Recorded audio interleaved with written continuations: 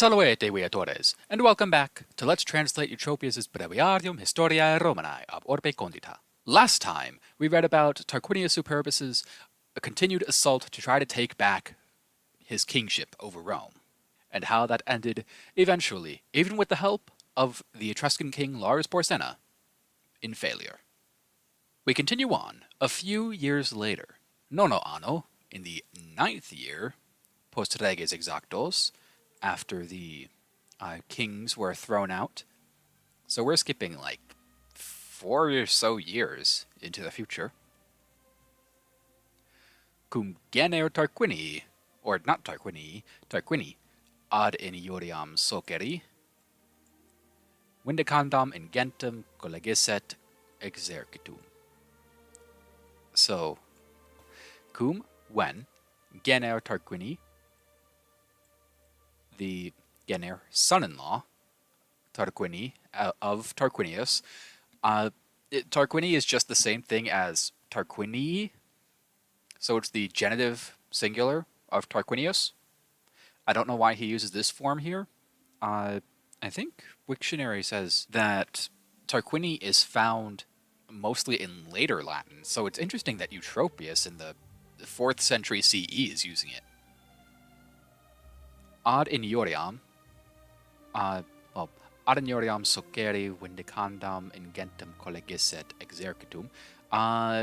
So the son-in-law of Tarquinius collected, or gathered, exercitum, an army. In fact, ingentem exercitum, ingentem is an adjective, a huge army.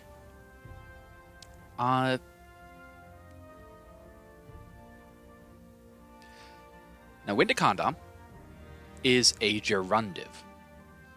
What a gerundive is basically a verbal adjective. So, like a word that is originally a verb made to be used as an adjective. There's also a thing called a gerund, which is the same thing except it's being used as a noun. It's also formed slightly differently. But it may act as actually as an adjective, but as you might notice here, there is nothing that it can actually agree with. It looks in the accusative, but ingentem exercitum, those are masculine. The exercitum is masculine. Ingentem is of course masculine, matching exercitum to modify it, but vindicandam is feminine.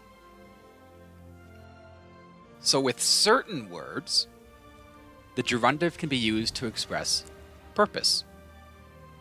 So here, it is in order to avenge or seek vengeance upon, or just seek vengeance, ad inioriam socieri, to the injury of his father-in-law.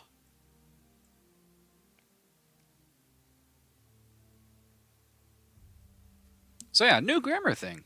That's cool. So, in the 9th year, after the kings were expelled, when the son-in-law of Tarquinius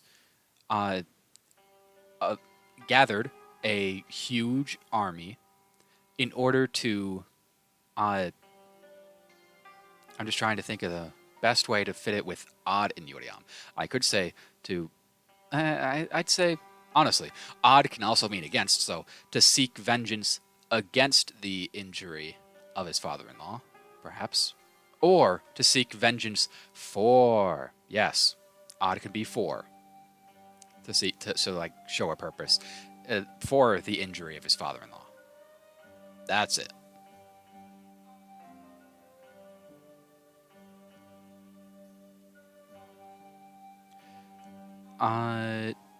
And then Nova Romae dignitas est creata. So a new sort of dignitary or position or official, I guess, of Rome was created. I suppose there. Or maybe this could be locative? A new official was created at Rome? In Rome? I don't see any way that you could really say that it's one or the other definitively. So they could be genitive or it could be locative. A new official for Rome was recreated? Honestly, I could see genitive, dative, or locative. All three of those kind of work.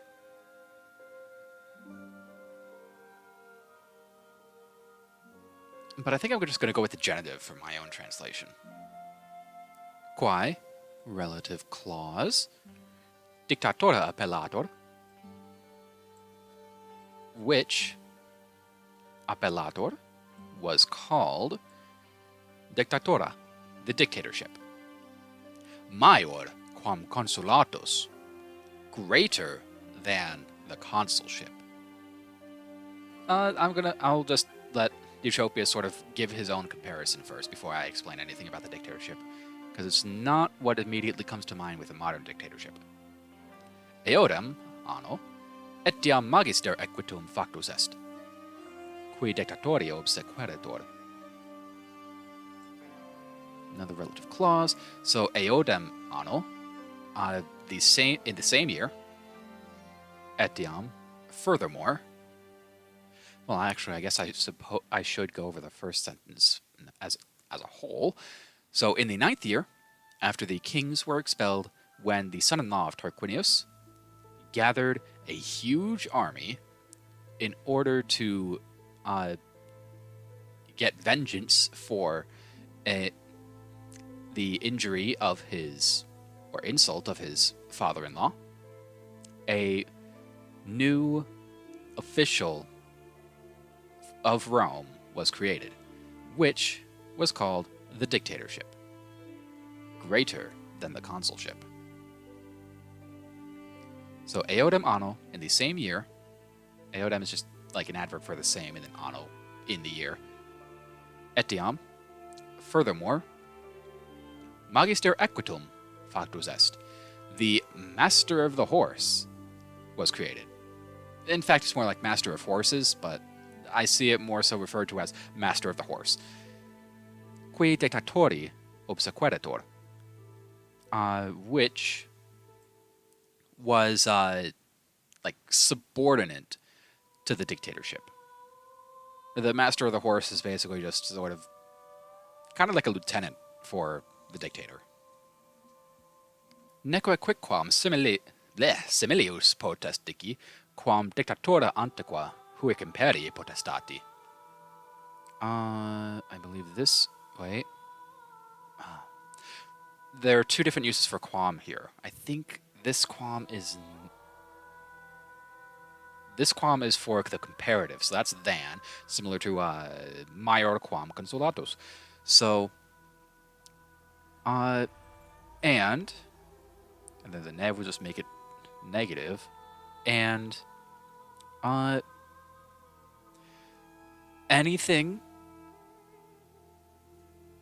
is not able to be said more similar than, or is supposed to be more similar than the ancient dictatorship to this power of empire. I suppose there. There, I guess. So, and anything is not able to be said to be more similar. Similios is like the comparative for similar, so it's more similar than the ancient dictatorship to this power, this is dative, of empire. Quam, and this quam is the relative pronoun. So which,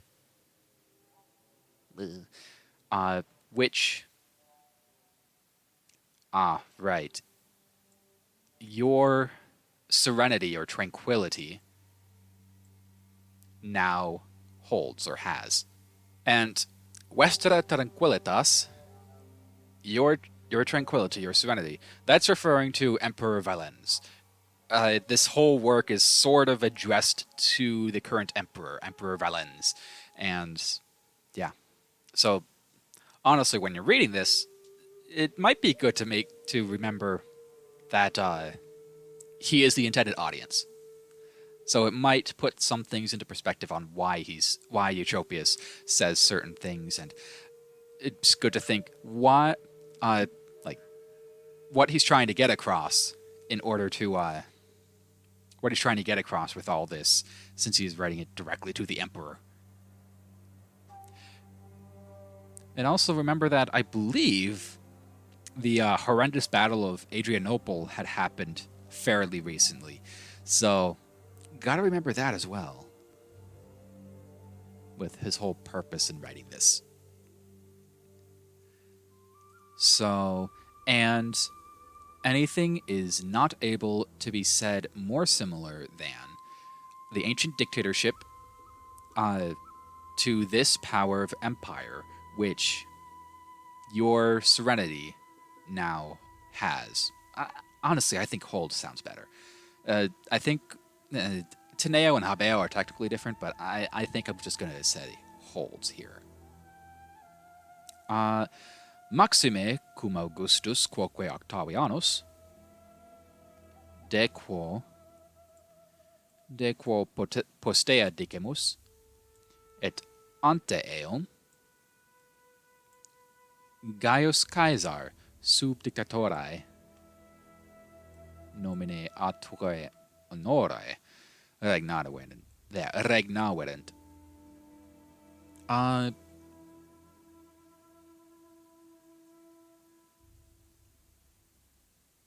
It's got to be when, because Augustus and nothing really in that phrase is an ablative. So when, also Augustus, also Octavian, since two names for the same person, about whom we will discuss later, and before him, ante eum, Gaius Caesar. It's there. Nomine is the ablative, not dictatorae. Under the name of dictator. Nope, it's also not that. Nomine et honore are what's going with sub.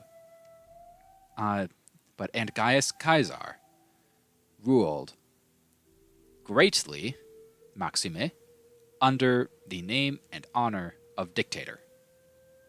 In fact, I guess they're technically modifying both of those with possession.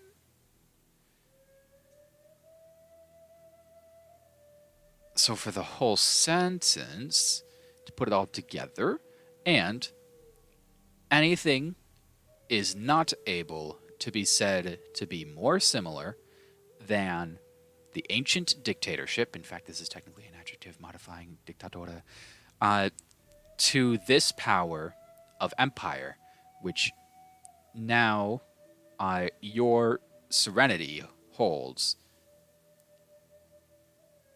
When Augustus, also Octavian, or Octavianus, about whom we will discuss later, and before him, Gaius Caesar, ruled.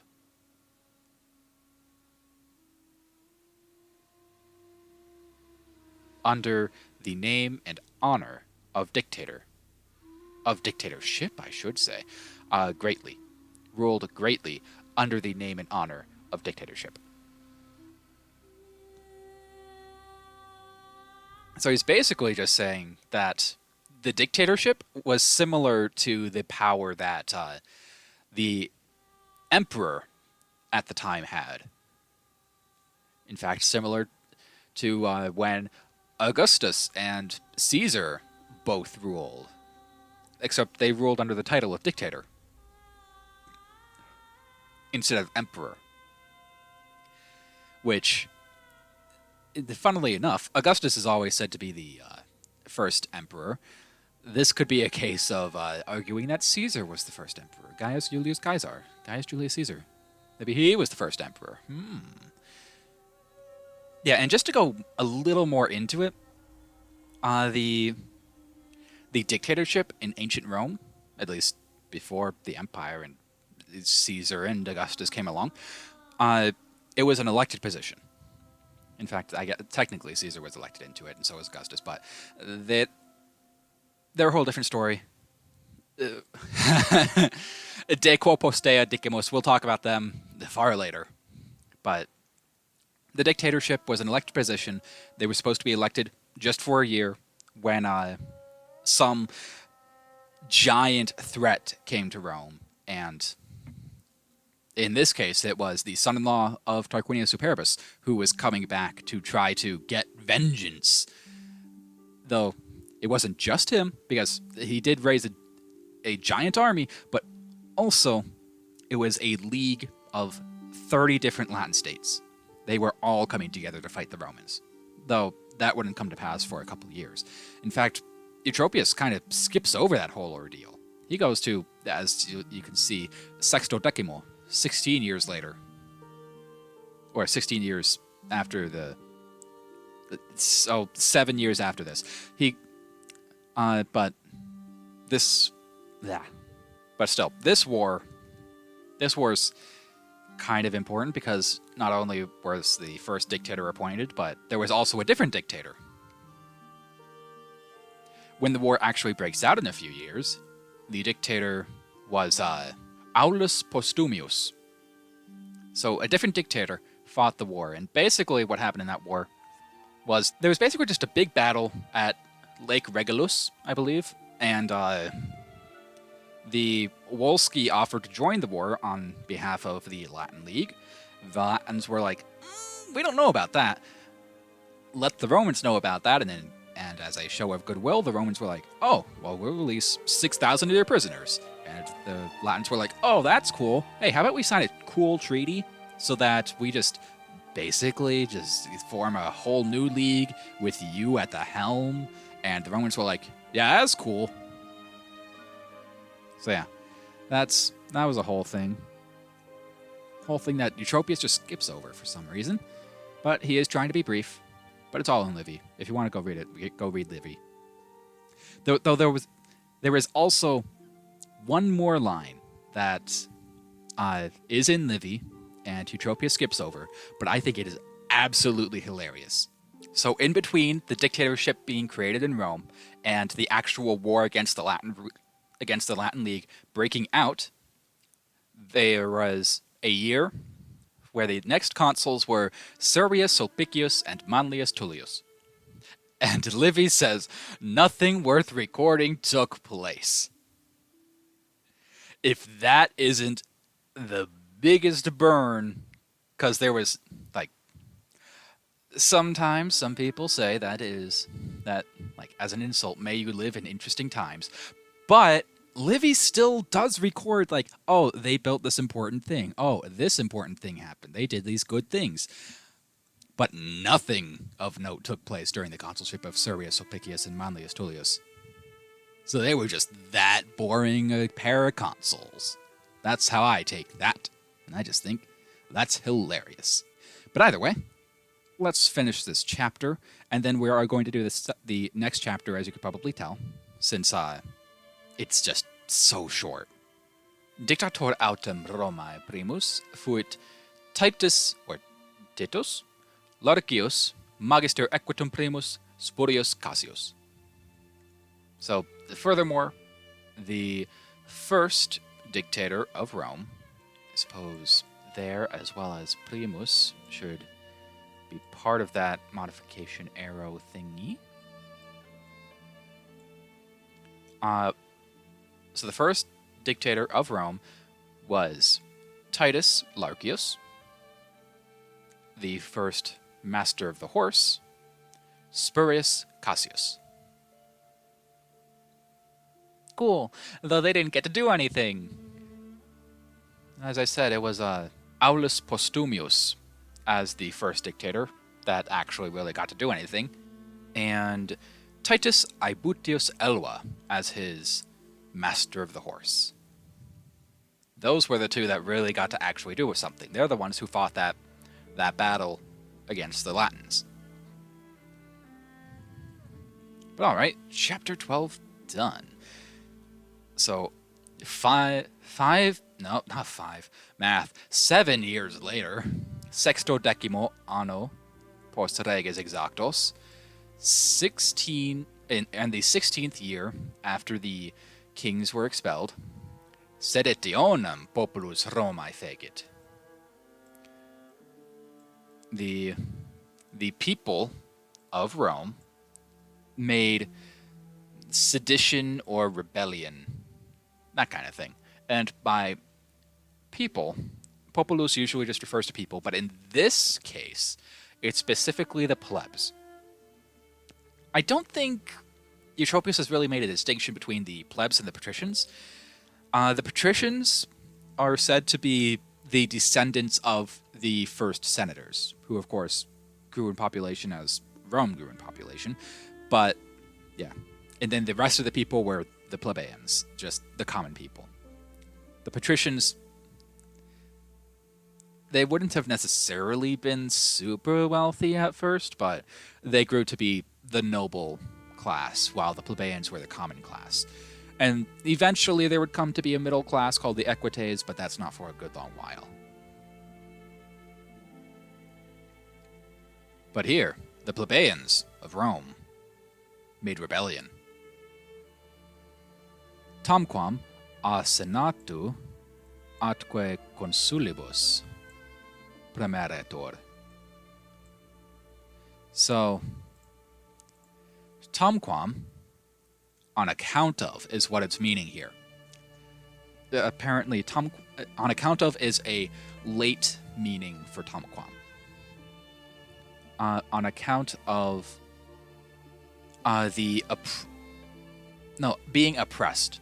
On account of being oppressed by the Senate and consuls. The plebeians were like they're. If you read Livy, you'll see that the plebeians and the senators and consuls, the patricians in general, they butt heads a lot, and the ruling class has to worry about, if they're going into a war, they have to worry about the plebeians not pissing off the plebeians. Otherwise, things could go horribly wrong. Like in this case.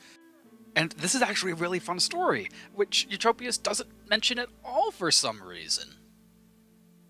The plebeians just sort of screw off and go to a nearby sacred hill, and they're just like, yeah, have fun doing everything yourselves, you joiks. And they just wander off in a sort of ancient walkout. And eventually the patricians are like, wait, oh no, we need them, and so make concessions. And this kind of thing starts what is called the conflict of the orders. Hopefully we'll see this mentioned more. I'm not sure. I don't read that far ahead in Eutropius when I'm recording these. But the conflict of the orders is basically just the plebeians just working to get more and more power within Rome, which they do get, though they certainly never get to the position of the patricians. But either way, in this case, tum et ipse sibi tribunos plebis, quasi proprios judices et defensores creavit. So, and then, tum et, well, et tum and then, but tum et, ipse, I'm pretty sure this refers to the Senate, because that's the only thing that I can really see it being. Or maybe it's populus. Huh. There aren't many options for what ipse is referring to, but maybe?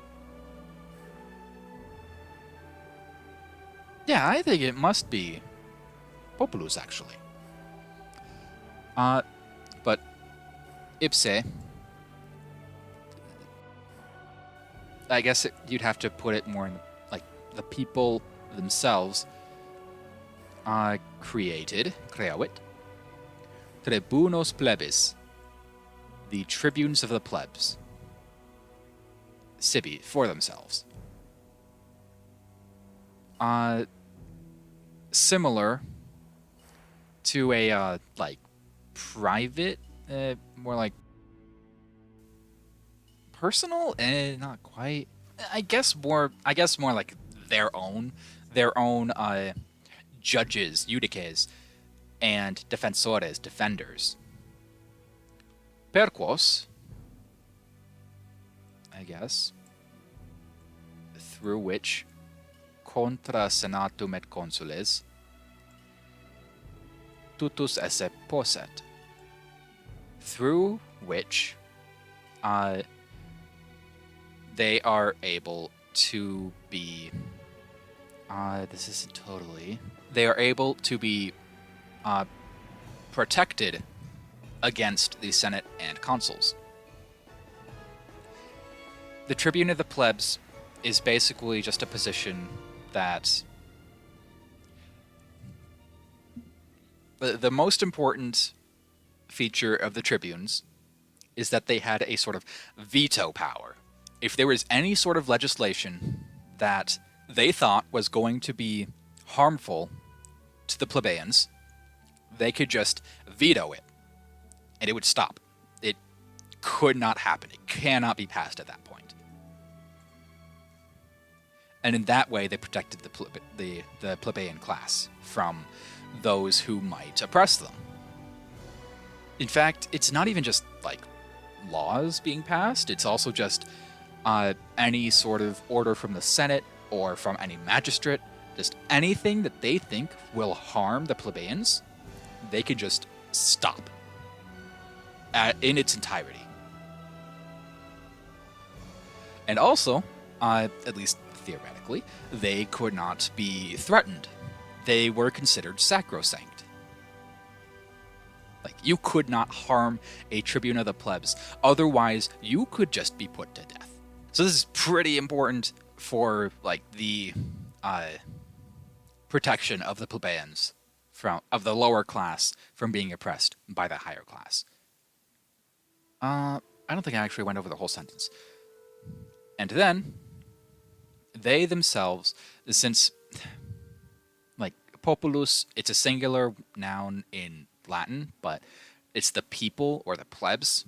So in English, we would refer to it as plural. So I'm going to translate it into the plural. So they themselves created the tribune of the plebs for themselves, similar to their own judges and defenders, through which, or I guess whom, they were able to be protected against the Senate and consuls.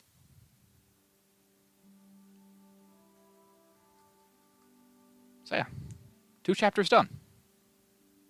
On to the Latin and English readings. Nono anno post reges exactos, cum gener Tarquini ad inioriam socere vindicandam in gentem collegisset exercitum. Nova Romae dignitas est creata, quae dictatura appellator, maior quam consulatus. Eodem anno, etiam, magister equitum factus est, qui dictatori obsequerator.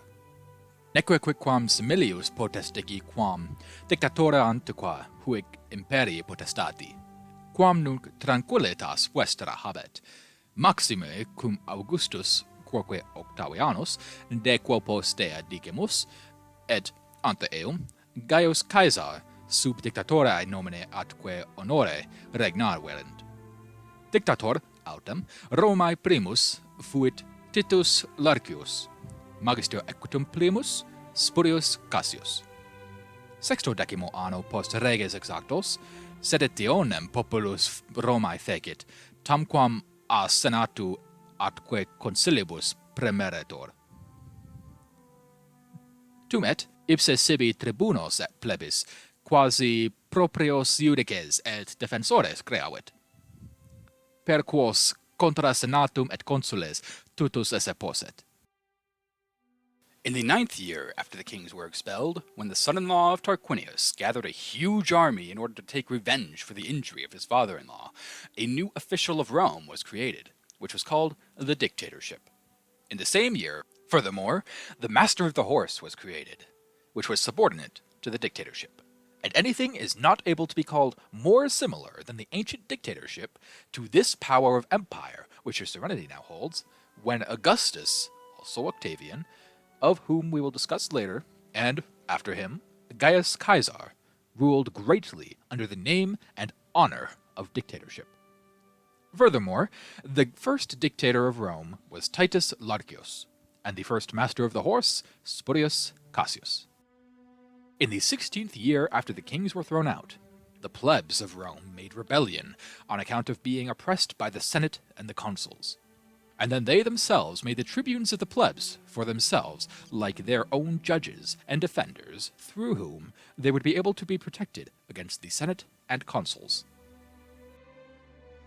Until next time, where war comes again to the Romans, this time by the Wolski, and another hero of Rome is made. Valete, viatores.